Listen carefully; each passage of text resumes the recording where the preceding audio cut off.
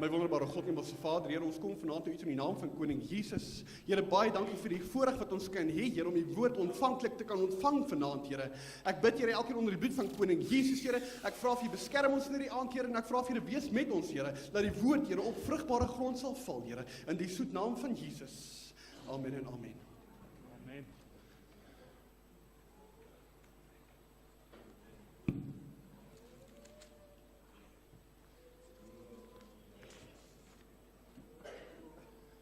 Goeienaand almal, baie welkom in die huis van die Here. Ek is bly om elkeen vanaand te kan sien.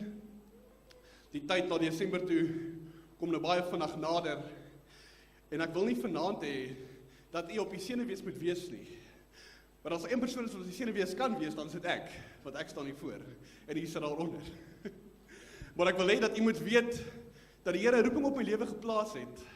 En daarom kan ek met trots staan en die woord van die Here verkondig. Moenie bekommerd wees nie, ek gaan nie hakkel nie, en dan gaan nie oor my woorde val nie. Ek wil vanaand met u deel oor maar, wat dink God? Jy weet, baie keer is ons so gesteld op wat die mense dink, maar ons vergeet wat God dink. En in hierdie aand wil ek vra, wat is eintlik die belangrikste? Wat die mense dink en die menslike opinie, of wat God dink en God se opinie? En ek is seker ons gaan nie verskil op daardie antwoord nie. En ek lees in die tweede boek wat Moses geskryf het in die Heilige Bybel, die Heilige Skrif, is die boek van Exodus. En in die boek van Exodus lees ek van 'n man wat homself baie minderwaardig geag het. En ek wil vanaand met u deel oor daardie persoon. En dit is Moses homself wat hierdie boek geskryf het. En ek wil begin lees in Exodus hoofstuk 3 vanaf die 3de vers. Jy moet eintlik weet dat Moses het kleinvee opgepas. En toe kom verskyn 'n engel van die Here aan Moses in 'n brandende doringbos. En dit was nie 'n engel nie, maar die stem van God het uit daardie doringbosse met Moses gepraat. En kom ons hoor wat sê die skrif.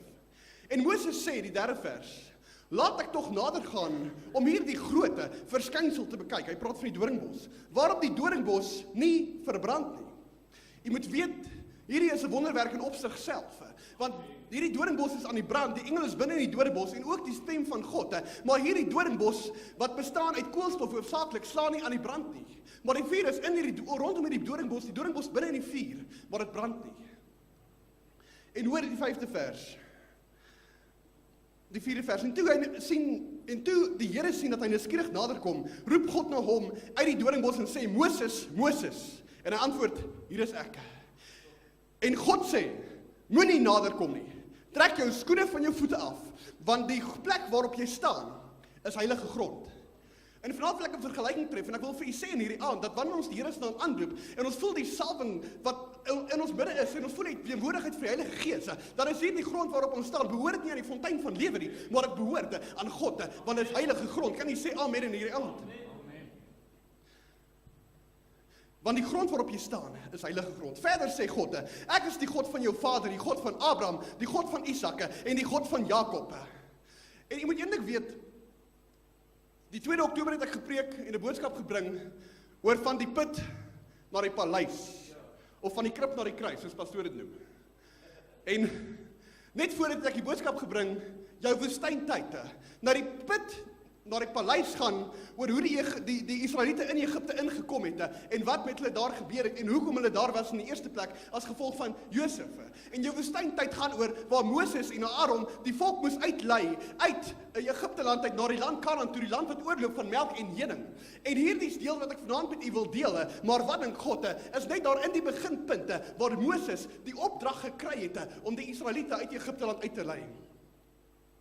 En die Here sê, in die 7de vers, ek het duidelik gesien die ellende van my volke, wat in Egipte is, onthou hulle was verdruk gewees, en ek het hulle jammerklagte oor hulle drywers gehoor, ja, ek ken hulle smarte, God het gewete wat aangaan, en moenie dink in hierdie aand, dat die Israeliete net vir 'n jaar of vir 3 jaar in Egipte vasgevang was nie, die Israeliete was vir 400, party sê 430 jaar, ek gee nie om oor die getal nie, maar dit was 'n paar generasies, dit was nie net 'n jaar of 2 nie. In die 8de vers, daarom het ek neergedaal, praat van God, en om hulle uit die hande van die Egiptenaars te verlos, en hulle te laat optrek uit daardie land, na daardie land wat oorloop van melk en honing, die land wat die woonplek is van die Kajanite, die Hetiete, die Amoriete, die Feresiete, die Hewiete en die Jebusiete. In die 9de vers, en kyk, die jammerklagte van die kinders van Israel het tot by my gekom, tot by God. Dit is hoe erg daardie mense gekla het. Ook het ek die verdrukking gesien waar die Egiptenaars hulle verdruk. Want onthou nou een ding, dat God het aan Abraham, Isak en Jakob 'n belofte afgelê en vir hulle gesê, julle nageslag sal wees soos die sand van die see. En toe hulle in Egipte vasgevang word, as gevolg van die hongersnood met Josef, was God se woord nog steeds kragtig gewees oor daardie nasie. En het hulle so tot so 'n mate geseënd geword, dat hulle baie meer as die Egiptenare geword het. En die Egiptenare het bang geword. En toe besluit die Egiptenare, hulle moet hierdie mense begin verdruk en onder dwangarbeid plaas, in slawerny, voordat hierdie mense groot nek kry en die Egiptenare uitwoes, want hulle was bang gewees. Die 11de vers, maar Moses het tot God gespreek en gesê, en hoor nou hoe min dink hierdie man van homself. Jy moet een ding verstaan, dat God kom uit 'n doringbosse, 'n brandende doringbosse. Die engel verskyn aan Moses. Moses sien vir God van aangesig tot aangesig, sodat Moses bang geword het vir die teenwoordigheid van die Here. Hy het sy skoene uitgetrek, want hy het op heilige grond gestaan, en nog steeds wonder hy by homself, is ek waardig? Jy weet, ek weet nie, as God aan my in 'n brandende bos kom verskyn, weet ek nie of gaan ek wonder, of is ek waardig nie, want daardie verskynsel staan reg voor my. In die 11de vers, en Moses het tot God gespreek en gesê, wie is ek, dat ek na Farao sal gaan, en dat die kinders van Israel uit Egipte sou lei? Hoor hoe min dink hy van homself, hy wonder by homself, wie is hy? En baie keer is nie so ons eie lewe nie, baie keer dan kry ons 'n opdrag by die Here, maar dan het ons so min swak selfbeeld van onsself, dan wonder ons, maar wie is ek nou dat God my sal wil gebruik? Jy weet, en Moses het daardie selfde siening gehad op daardie oomblik, maar hoor wat sê die Here vir hom in die 12de vers, en God antwoord en hy sê, ek sal met jou wees, en dit sal vir jou 'n teken wees dat ek jou gestuur het, as jy die volke uit Egipte gelei het, sal julle op hierdie berg God dien. Hierop het Moses tot God gespreek, maar as ek by die kinders van Israel kom en hulle sê, die God van julle vaders het my na julle gestuur, en hulle vra vir my, hoe is sy naam? Met ander woorde, wie is hy? Wie het jou gestuur? Wat moet ek dan vir hulle sê? In die 14de vers sê God vir Moses, ek is wat ek is. En kan ons in die aand net opgewonde raak dat ons die God dien, wat hy is, gister, vandag en môre, hy is altyd dieselfde. Hy sal nooit, ooit kan verander nie, want hy is wat hy is. Ook so sê hy, so moet jy met die kinders van Israel van my antwoord, ek is, het my na julle gestuur. God is. Jy moet een ding ek weet nie of dit vir die menslike brein moontlik is, om die volle heerlikheid van God te kan besef nie, want jy weet God is wat hy is. Hy kan nie iets anders wees nie, hy is wat hy is, en ons sal nooit die ware heerlikheid van God kan besef tot die dag dat ons daardie ontmoeting met die Here gehad het nie. Toe sê God verder vir Moses, dit moet jy aan die kinders van Israel meedeel, die Here, die God van die vaders, van julle vaders, die God van Abraham, en die God van Isak, en die God van Jakob, het my na julle gestuur. Dit is my naam vir ewig, en dit is my gedenknaam van geslag tot geslag. God kan nie verander nie. Van geslag tot geslag is God dieselfde. Hy is, wat hy gister was, wat hy vandag is, en wat hy môre gaan wees, sal tot in ewigheid dieselfde wees. En ons gaan by die 4de hoofstuk in die 1ste vers. Toe antwoord Moses en sê, en hoor weer eens twyfel hy, maar as hulle my nie glo nie, en om my stem nie luister nie, maar sê, die Here het nie aan jou verskyn nie. Hoor die ongelowige sê die man, die Here verskyn in hom in 'n doringbos, 'n vuurvlammende doringbos, die doringbos verteer nie, hy hoor duidelike stem van God, hy sien God van aangesig tot aansig, hy trek sy skoene uit om op heilige grond te staan, en nog steeds wonder hy, wat as hulle my nie glo nie? Ek meen regtig. Ek dink die Here het al 'n bietjie ongelukkig geraak met Moses. Ek is verbaas oor hierdie lang gesprek wat Moses met God ingegaan het, en dat God hom verdra het vir so lank. En Moses kry by die Here gee vir Moses 3 tekens, wat die Egiptenare sal glo, as hulle vir Moses vra, het dit werklik met jou gebeur, het die Here werklik aan jou verskyn, het hy werklik vir jou opdrag gegee, om ons uit Egipteland te kom uitlei. En die eerste teken was, Moses het 'n staf in sy hand gehad, 'n houtstaf, en die Here sê vir Moses, gooi daardie staf op die grond neer. En die oomblik toe Moses gehoorsaam was, en hy gooi sy staf op die grond neer, toe verander hierdie staf in 'n slang, en Moses het gevlug vir die slang, hy was bang gewees. En God sê vir Moses, trek hom aan sy stert, pluk sy stert, trek hom aan die stert, en onmiddellik toe hy dit doen, en hy is gehoorsaam aan God, toe verander hierdie slang, wat die staf was, weer terug in 'n staf. En dit was die eerste teken. En die tweede een sê die Here vir Moses, druk jy op jou hand in jou boesem, druk hom nie by jou bors in. En Moses doen dit. En toe hy hom uittrek, is sy hand vol wit melaatsheid, wit van melaatse. En God sê vir Moses, druk hom weer 'n keer in, en Moses doen dit weer vir die tweede keer. En onmiddellik in daardie oomblik genees God die hand van Moses. En hy sê vir Moses, dit is jou tweede teken. En toe sê God vir Moses, as hierdie volke hierdie tweede teken nie wil glo nie, vat dan druppels water uit die Nyl, vat water uit die Nyl, gooi dit op die droë grond en dit sal onmiddellik in bloed verander. En ons kyk na die 10de vers. Toe sê Moses aan die Here, ag Here, ek is nie 'n man van woorde nie. Van gister of van eergister of van dat u met u knegt gespreek het nie. Want ek is swaar van monde en swaar van tong. En hier in die 10de vers, in die 4de hoofstuk van die boek van Exodus, kry ons die tema skrifgie vir die boodskap in hierdie aand. En jy moet een ding weet, dat wanneer ek hier voorkom staan en die woord van God verkondig, kom die woord nie uit myself uit nie. Ek maak nie hier die woorde op nie, maar ek kry 'n vars woord by die Here, en die Here lei my, wat om met die kerk te kom deel. En Moses sê, ag Here, ek is swaar van tong. Hy voel by homself, hy het nie die vermoë, sy swaarpunt is nie sterk genoeg, dat hy hierdie swaar taak kan gaan afhandel nie, in sy eie oë. Maar God dink nie so nie. En die Here antwoord hom en hy sê, wie het vir die mens die mond gemaak? Of wie maak stom, of wie maak doof? Of wie maak siende, of wie maak blinde? Is dit nie ek, die Here nie? Met ander woorde, God sê vir hom, jy is hier as gevolg van my, en nou twyfel jy in jouself. Gaan dan nou heen, en ek sal met jou mond wees, en jou leer wat jy moet sê. Maar weer 'n keer sê hy, ag Here, stuur tog wie u wil stuur. Dan dink ek by myself, u weet, die Here verskyn aan Moses in hierdie brandende bos. Hy praat met hom duidelik, soos ek met u vanaand praat. En nog steeds sê Moses vir die Here, ag Here, stuur wie u wil stuur. Dan wonder ek by myself, het die Here net aan Moses verskyn in hierdie brandende bos, omdat hy vir Moses wou stuur, en Moses besef dit nie. Moses sê nog steeds, ag Here, stuur wie? God wil vir Moses stuur, hy wil niemand anders stuur nie. Dit is hoekom die Here aan hom verskyn het. En toe ontvlam die toorn van die Here. God het kwaad geraak teen Moses en hy sê, God sê vir Moses, is jou broer Aaron die Lewiet nie daar nie? Ek weet dat hy goed kan praat. En hy gaan ook al uit om jou te ontmoet. En as hy jou sien, sal hy bly wees in sy hart. Jy moet dan met hom spreek, met die woorde in sy mond lê, en ek sal met jou mond wees, en sy mond, met jou mond en met sy mond wees, en julle sal leer wat julle moet doen. Met ander woorde, God sal vir hulle leiding gee. In die 16de vers, en hy moet vir jou met die volk spreek, dan sal hy vir jou 'n mond wees, en jy sal vir hom 'n God wees.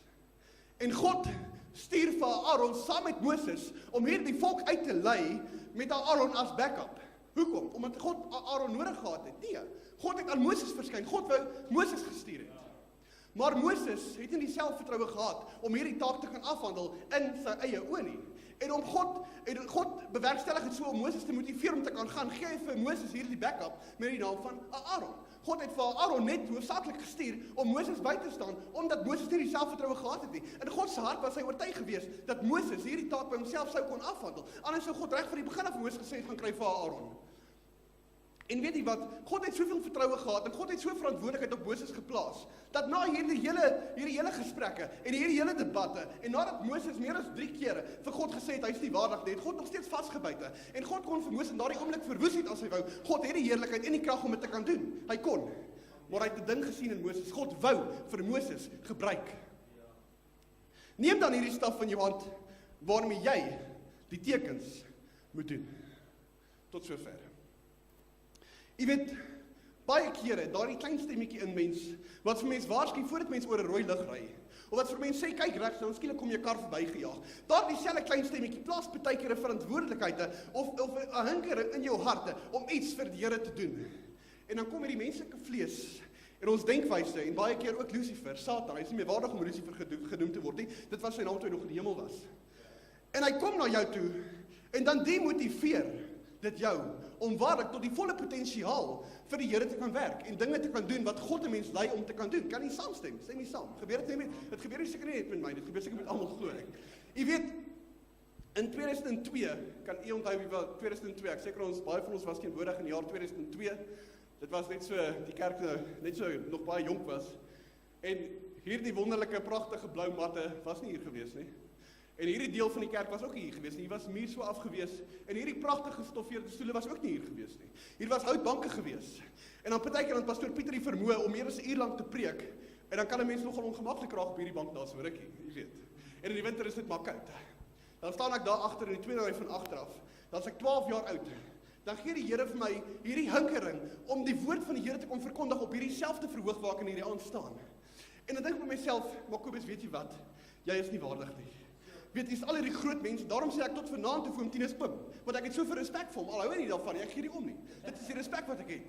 En ek wil vanaand vir u sê, dat wanneer God daardie saad in jou hart plante, en daardie saad ontkiem en daardie saad kom tot 'n volle wese, wat God wil hê dit moet wees, dan kan niemand dit verander nie.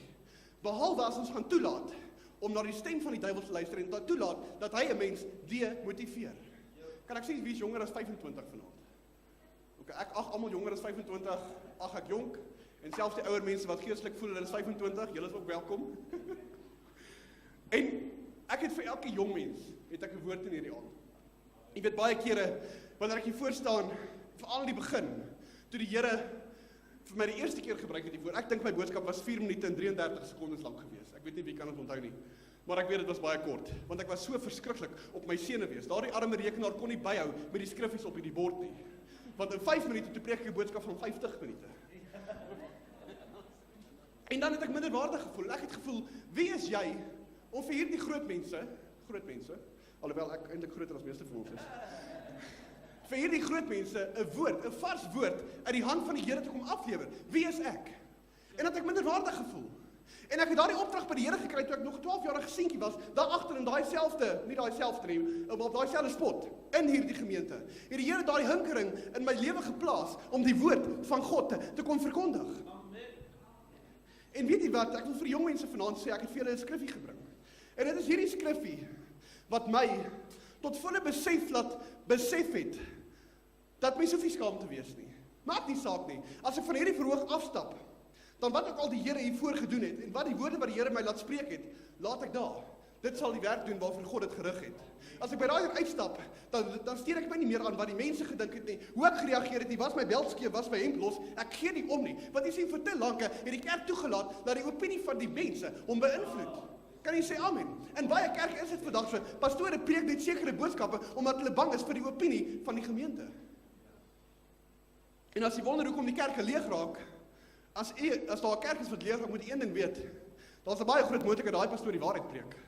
Want jy sien, die mense wil nie die waarheid hoor nie. Want die skrif leer vir ons, in die laaste dae sal daar swaar tye kom, dat mense sal meer liefhebbers raak van geld en genotte, as liefhebbers van God. En dit is die realiteit. Maar wat dink God in hierdie aand? Weet wat is die belangrikste? Die opinie van die gemeente, die opinie van die kerkraad, die opinie van die ouderling? Daar's baie mense wat my vanaand sal veroordeel, omdat ek op hierdie verhoog staan, sonder 'n baadjie. Omdat ek miskien nie vanoggend my skoene gepolitoer het nie. Maar weet jy wat, ek wil vanaand vir julle sê, ek staan nie hier vir die opinie van 'n mens nie, maar ek staan hier, omdat God wil hê, ek moet hierdie woorde aan die gemeente kom aflewer. Amen. Jong mense, hoor wat sê die woord in 1 Timoteus, hoofstuk 4, vers 12, en julle kan saam met my lees, gerus saam met my lees. 1 Timoteus, hoofstuk 4, vers 12, daar sê nou. Laat niemand jou jonkheid verag nie, maar wees 'n voorbeeld vir die gelowiges in woorde, in wandel, in liefde, in gees, in geloof en in reinheid. En in hierdie aand rus daar verantwoordelikheid op die jong mense in hierdie gemeente. Jong mense, ek wil vir julle sê, julle het 'n potensiële energie in julle lewe gestoor. En daardie energie is nog steeds daar binne, maar daardie energie is toegesluit en jy is die een wat daardie sleutel besit in hierdie aand. Gaan jy toelaat dat die wêreld jou insluk en dat die opinie van 'n mens jou toekoms verander? Of gaan jy opstaan vir die woord van God en laat God jou voete rig en God jou stem rig en God elke dag in jou lewe rig en doen wat die woord en wat die wil van God is? Want in God se oë is elkeen van ons wat hier staan, wat sy lewe vir die Here gegee het, soos wat 1 Johannes 1 vers 9 vir ons leer, elke persoon wat dit gedoen het, is waardig om die woord van God te verkondig. Ek laat my nie voorskrywe dat een persoon onwaardig is om dit te doen nie, want dit is God se wil. Laat niemand jou jonkheid verag nie. Want jy sien, die Here het nie vir ons 'n gees van vreesagtigheid gegee nie, maar 'n gees van krag, selfbeheersing en van liefde. Dit lees ons in die boek, die tweede brief van Timoteus, die eerste hoofstuk, die 7de vers. Want God het ons nie 'n gees van vreesagtigheid gegee nie, maar van krag en van liefde en van selfbeheersing. Ons het nie nodig om hier voor te kom staan en te kom bang wees nie. Ja, mense is op jou senuwees, mens bly 'n mens. Jy's bang jy val miskien van die verhoog af, trap op jou riem, trip, jy val op die mat, weet plank jou naam. Mens is maar Dit bly maar 'n mens se denkwyse terwyl 'n mens preek, maar ek wil vir een ding sê, mense het nie nodig om skaam te wees en bang te wees vir die woord van die Here nie, want dit kom uit God se hart. En dit is die woord wat die salwing bring, en dit is die salwing wat die juk breek. Want u sien die Satan, die vuil goed, die varknek, ek hou daarvan om die varknek te noem. Hy is die een wat kom om te steel en te verwoes, om te kyk wie hy kan verslind. Maar God weet dit, en God het gesê, genoeg is genoeg, en toe stuur God vir ons, Jesus. En wat doen Jesus? Hy kom om te red, te genees, te herstel, en kettinge te verbreek. Die kettinge wat die duiwel op ons lewens plaas. Want ons het nie 'n gees van vreesagtigheid gekry nie, maar van krag, en van liefde, en van selfbeheersing. En weet jy wat, baie keer is ons so bekommerd. Ons is bekommerd oor môre en oor oormôre, en ons worry oor die Vaaldam, alhoewel ons niks daaraan kan doen nie, en ons worry oor die Vaalrivier, en ons worry oor Bollekordam wat so vieslik vuil is, en ons worry oor wat ons môre by die kantoor gaan doen, en ons worry oor oormôre en oor oormôre, en ons worry oor wat ons Kersfees gaan doen, en wat geskenke ons Kersfees gaan koop, en ons worry ons hele lewe deur. En al daardie bekommernisse beïnvloed wat God van ons dink. Want God wil nie hê dat ons die hele tyd met al hierdie bekommernisse moet rondloop nie. Jy weet, ons is in 'n wêreldse stelsel, en hierdie wêreldse stelsel manipuleer die mensdom so, dat ons in 'n gees van bekommernis ingaan. En dit is uit die hand van die boosheid. God wil nooit hê dat ons moet bekommerd wees nie, want ons moet 'n vaste vertroue in God hê, want ons moet weet waar ons toekoms vandaan, ons moet weet dat God vir ons sal sorg, want die skrif leer vir ons, dat God selfs vir die mossies sorg. Hulle het nie 'n toekoms sonder God nie, ek meen regtig. Hoeveel te meer nie ons as kinders van die Here nie. God sorg elke liewe dag vir ons, of ons daaroor bekommerd is of nie. Bekommernis is 100% 'n bors van tyd. Daar is niks goed wat kan vloei uit bekommernis nie. En die skrif waarsku ons hierteen, 1 Petrus hoofstuk 3, of hoofstuk 5 vers 7, 1 Petrus 5 vers 7. En die skrif sê vir ons, werp al julle bekommernisse op hom, op God, want hy sorg vir julle. Ons gaan nie een dag by ons lewens kan voeg deur om bekommerd te wees nie. Jy en ek en u en myself gaan nie 1 sent in ons bankrekening kan byvoeg deur om bekommerd te wees nie. Niks nie. Bekommernis baat mens absoluut niks. As mens bid en 'n mens gee daardie bekommernis vir God, berisp daar bly. En 'n mens kan 'n mens se gedagtegange beheer. Want jy sien, bekommernis kom net deur gedagtegange. Dit is jou gedagtegange wat 'n mens bekommerd maak. En 'n mens het beheer daaroor. Wanneer 'n mens daardie gedagtegang kry wat 'n mens bekommerd maak, bestraf dit onmiddellik. Want bekommernis is nie van God af nie. God wil nie hê dat ons moet bekommerd wees nie. Werp al julle bekommernisse op hom, want hy sorg vir julle. Wees nugter en waaksaam, want julle teestander, die duiwel, die varknek, loop rond soos 'n brullende leeu en soek wie hy kan verslind. Hom moet julle teestaan. Ons moet die duiwel teestaan soos wat Job die duiwel teëgestaan het toe God Job in daardie 42 hoofstukke versoek het. Want jy sien, Job het geweet wat God van hom dink. Job het nie gewonder nie. Job het geweet. En Job het in sy hart die oortuiging gehad dat dit wat met hom gebeur, sy omstandighede wat so verander het, nie was as gevolg van iets wat hy verkeerd gedoen het nie. Job het geweet, hy het die oortuiging in sy hart gehad, hy het die geloof gehad om te besef dat daar iets gebeur het in die geestelike realm waaroor hy nie beheer het nie. En dit is hoekom hy is waar hy is in daardie situasie. En selfs al wou sy vriende sy opinie verander. Jy weet, dankie vir 'n man wat staan op die woord van die Here, want Job het nie toegelaat dat die opinie van sy vriende en van sy vrou sy geloof in God verander nie. Job het standvastig gestaan tot die einde toe. En op die einde in hoofstuk 42 sal jy lees dat God Job 2 maal soveel geseën het as in die begin. Wees dan nugter en waaksaam, want julle duiwel, die teestander, loop rond soos 'n brullende leeu en hy soek wie hy kan verslind. Hom moet julle teestaan, standvastig in die geloof, soos Job, standvastig in die geloof. En natuurlik soos Josef, standvastig in die geloof, omdat julle weet dat dieselfde lyding opgelê word aan julle broederskap wat in die wêreld is. Ek wil aanbeweeg na my laaste skriflesing. En dit kom uit 1 Johannes 1 vers 9. En wanneer 'n mens bang is vir die opinie van 'n mens, en jy het nog nie jou hart vir God gegee nie, wil ek vir jou sê, daar is hoop. Daar is altyd hoop, en daar sal altyd hoop wees, want God is hoop. God is wat hy is, God is wat hy is, en God is, ek is. En daarom is daar hoop, want God sal nooit die kinders verlaat nie. God sal nooit een kant toe kyk en laat sy kinders net aanvoeter waar hulle wil gaan nie. Kyk hoeveel keer het God die Israelitiese volk gerig. Koning na koning, leier na leier, het God hulle op die pad gehou wanneer hulle afdwaal en verdwaal van die pad af. Want u weet, dit is van die menslike natuur om van die pad af te dwaal, en party mense is van nature van die pad af, omdat hulle nog nie by God uitgekom het nie. Kan jy sê amen? Dit is waar. Want wanneer mense nie by God uitkom nie, is jy van die pad af, of mense dit nou wil weet of nie. En ek bedoel dit nie lelik in hierdie aand, ek bedoel eintlik baie letterlik. Jy is van die pad af. 1 Johannes 1 vers 9 sê, as ons sonde bely, God is getrou en regverdig, om ons sondes te vergewe, en ons van alle ongeregtigheid te reinig.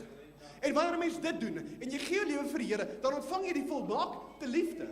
En dan verander mense in daardie oomblik die opinie. Wat jy sien, en ek het dit al met die gemeente gedeel, daar is 'n groot verskil tussen wie ek is en wat ek is. My omstandighede en wat ek in hierdie wêreld doen en bereik, bepaal wat ek is. Wat ek is, bepaal my geluk. Wat ek is, bepaal nie my blydskap nie. Wat ek is, bepaal nie wie ek is nie. Wie ek is, word alleenlik bepaal deur God, deur die heilige God. Ek praat nie van Allah nie, ek praat nie van al hierdie afgode nie, ek praat van die heilige God. God se opinie bepaal wie ek is, en wie ek is, bepaal my blydskap. Wat jy sien, geluk en blydskap is nie dieselfde nie. Want geluk kom van buite af, mense omstandighede, dit is geluk. As jy ryk is, weet 'n miljoen rand in die bank, moet jy hande opsteek nie. As jy ryk is jy gelukkig. Ryk mense is gelukkig, is waar. Ek glo ryk mense is gelukkig. Maar gelukkig is nie gelyk aan vreugde nie. Jy weet, geluk en blydskap, rykdom kan nie blydskap koop nie. Ek het nou die dag vir my pa gevra, wat kan geld nie koop nie? En ek wou sê liefde. En my pa sê, armoede, geld kan nie armoede koop nie. Maar ongeag, ek wil vanaand vir u sê, dat God se opinie van 'n mens bepaal wie ek is. En ons moet ons daarby berus. Moenie dat die mense omstandighede en hoe dit rondom mense lyk, mense huise, of daar nou teëls is en of daar nou nie teëls is nie, of daar nou 'n plafon is en of daar nou nie 'n plafon is nie, of die gras nou groen is en of die gras nou bruin gebrand is, soos ons gras. Moenie dat dit mense se opinie beïnvloed nie, want wat God dink, dit is wat belangrik is in hierdie aand. Moenie iemand oordeel gebaseer op wat jy sien op sy baadjie nie, want jy weet baie mense is geneig om mense te oordeel gebaseer op wat hulle sien. En ek het in my eie lewe al daardie fout gemaak, dan vorm jy 'n opinie van iemand, en dan net besef jy, weet jy wat nee, ek was nou so simpel gewees, want eintlik is hierdie ou 'n baie gawe mens, en wie gee my die reg om dit van hom te dink? Wie gee ons in elk geval die reg om 'n opinie te lig oor 'n ander persoon? En maar wat dink God? En jy weet dat God daardie opinie voor ons deurgaan, nee, eendag as ons ontmoet. Want ons God hou ons verantwoordelik vir elke liewe daad op hierdie aarde. Ja, jy gaan miskien nie hel toe gaan nie, omdat ons lewe in Christus standvastig sit, maar mense gaan nog steeds verantwoording doen op hierdie aarde vir mense optrede. Ek gaan nie daar bly, mense kan nie net dink, okay, ek het my hart vir die Here gegee, 1 Johannes 1 vers 9 het geskied in my lewe, en nou ewesklik kan ek maak wat ek wil en wat ek lus kry nie. Nee, ons moet altyd weet dat God se opinie die belangrikste opinie is wat daar ooit sal wees. Amen. Moenie toelaat dat die opinie van 'n mens beïnvloed nie. Ons moet nooit toelaat dat ons opinie teenoor mekaar invloed het op ons geestelike lewe nie. Want dit is wat God dink wat belangrik is. Amen. Ek wil graag 'n gebed vir die gemeente doen. En elkeen wat saam met my wil opstaan, wil ek vra, staan asseblief op. En ek wil bid vanaand en ek wil vra dat ons nie so kleinlik moet wees om die opinie wat 'n ander persoon teenoor jou het, jou te laat beïnvloed nie. Amen. Kan jy saam met my opstaan asseblief?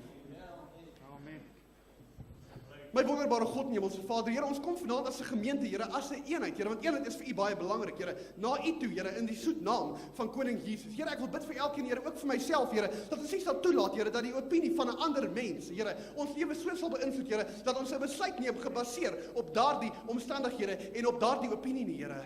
Maar Here, in hierdie aand, Here, wil ek vir U vra, Here, dat hierdie woord in elke hart sal ingaan, Here, en dat dit sal ontkiem, Here, in die soet naam van Koning Jesus, Here, sodat dit op vrugbare gronde sal val, Here, en dat daar 'n goeie oes sal wees, Here. Here, in hierdie aand, Here, is my gebed, Here, om elkeen van ons, Here, so in te stel, Here, geestelik, Here, en ook in ons denkwyse, Here, dat ons net die opinie, Here, van God ter harte sal opneem, Here. Here, in hierdie aand, Here, wil ek vir U dankie sê, Here, al die loffe en al die eer en al die aanbidding kom U toe, Here, want U is God, Here, U is groot, Here, U is die een wat was, wat is en wat kom, Here. En dankie vir al U genade, Here, al die lof, eer en aanbidding kom U toe, Here. Amen en amen. Amen. Prys die Here. Kobus, dit was pragtig. Kom ons gee hom 'n hande klap. Halleluja. Ek wil met U eerlik wees, dis nie elke ou wat hier optree om te preek nie. Dis verseker. As ons 'n man vra om die woord te bedien, dan vra ons omdat ons die roeping van God in sy lewe gewaar. En omdat ons die respek het. Nou hierdie jong man het hom onderskei, God het in sy lewe 'n pad, en hy was vanaand 'n groot seën. Maar nou wil ek net gou, ek wil nie graag bypreek nie, want dis nou op my ouderdom 'n probleem, jy moet nou pas op dat jy nie iets by sê nie. Maar nou kom die woord by my wat hy nou sê, maar God. Jy weet ons sê, dit is so belangrik, die vraag is, het ou Moses liewers nooit daai familielid van hom saamgevat nie. Die oomblik toe hy op die berg van verheerliking is, en toe God hom uitermate seën, wie wat doen ou, jy nog gaan onder, toe maak hy 'n goue kalf. As hy die ou perd liewers gelos het, dan het hy nie daai probleem gehad nie. Jy sien, ons moet God dank, en as die Here opdrag gee, kom ons voer sy opdragte uit. Dis so lekker om die Here te dien. Dis so lekker om vry te wees. En hierdie boodskap het soveel waarde vanaand. Ek is so bly ek is hier om dit te hoor en dat 'n mens dit kan doen. Net weer vir u inligting, elke boodskap word opgeneem. En so binne 'n tydperk, dan kan ons hom vir jou op WhatsApp stuur, dan kan jy hom weer luister. Wie hoe lekker is dit? Hy word op DVD gesit, en as jy een wil hê, dan vra jy vir Neville, en dan reël Neville vir jou 'n DVD. Ek dink dis wonderlik om dit te kan hê. As ek na Willie, ou broer Willie kyk, ek kan nou met hom so praat, want ek kan hy is van die ouer manne. Wie as ek na Willie kyk vanaand, is dit vir my so lekker. Toe ons hierdie gemeente begin het, toe was hy een van my staatmakers hier, en hy is vandag nog, as hy hier instap, dan voel ek om te saleer, so respek het ek vir hom. Maar wie wat, so weke wat terug, miskien is dit 'n week terug, sou hy en Rita 50 jaar getroud gewees het. En dis 'n wonderlike herinnering, toe ek met daai kind, jy weet my skoonpa, ek sal met Ad van die kerk ook nog moet praat, jy weet ek is nou, ons gaan nou 47 jaar al in Willie, nou dis lank, jy weet, want ek moet aan eendag van my skoonpa sê, ek kyk langer na sy kind as wat hy daar gekyk het, hy het daar maar 18 jaar gehad, en ek het daar nou al so lank, maar weet jy hoe wonderlik het, ek wil vir jou sê Willie, dis 'n pragtige prestasie, al was hy nou nie die en dit was in die hemel, dit is vir ons 'n mooi prestasie. Mag God jou ryklik seën. Almal van u wat bly is, waai net met die hand. Ek hou nie van suurmense nie. Okay, as jy nou vir my suur is, daar agter is my broer ek wil nou vir jou een sê, ek is so bly om daai broer Kreerel te sien, en daai seun van hulle, hy is nou so aan die brand by ons. Ek wil nou vir julle eerlikwaar sê, hy is so deel van hierdie gemeente, man, hy sal nooit weer na 'n ander kerk kan sit nie. Dis vir hom se lewe hier binne. Hy sê vir my, hy kry sulke rillings in sy hart. Nou sal God jou nie ook vanaand 'n rilling in jou hart gee nie. Ja. En nou, ja, ek wil niks by hierdie woord voeg nie. Ek wil sê, ek het vanaand se woord geniet. Maar, wat dink God? Jy is so bekommerd oor wat mense sê. Ou wil jy ons kinders maak op 'n tydjie ons koppe deur mekaar. Maar dit maak nie saak nie. Maar wat dink God? God dink heel anderste. En nou wil ek sê, want G is net so. Ons wil vanaand vir Elaine Senior ook bid. Die duiwel val haar ook aan. Wanneer ons afsluit 10 moet ons spesiaal vir Elaine bid. Ons moet werklik waar haar vanaand. Ek wil eintlik vra dat ons haar net nou met olie salf, en dat ons werklik God vertrou vir 'n volgende. Maar nou gaan ons 'n dankoffer neem met blydskap, en jy my 'n kans gee. En ek moet ook hierdie kans kry om 'n dankoffer te neem, en dis lekker om te gee. Corrie, smaal jy?